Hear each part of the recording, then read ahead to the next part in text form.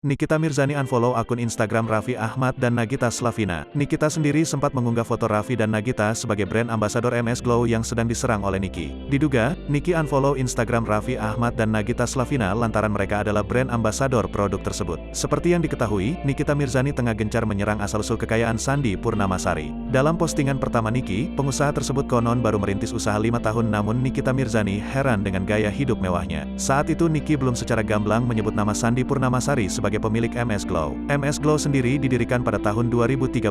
Bisnis kecantikan tersebut sudah 9 tahun berjalan. Pada tahun 2020, MS Glow mencatat penjualan lebih dari 2 juta per bulan dengan kategori produk mencapai 3 juta stok keeping unit SKU. Namun Nikita Mirzani yang juga menggeluti bisnis skincare, melakukan penghitungannya sendiri. Ia masih tidak percaya, orang bisa kaya dalam waktu kurang dari 5 tahun, tulis Nikita Mirzani di laman story, Selasa, tanggal 8 Maret tahun 2022.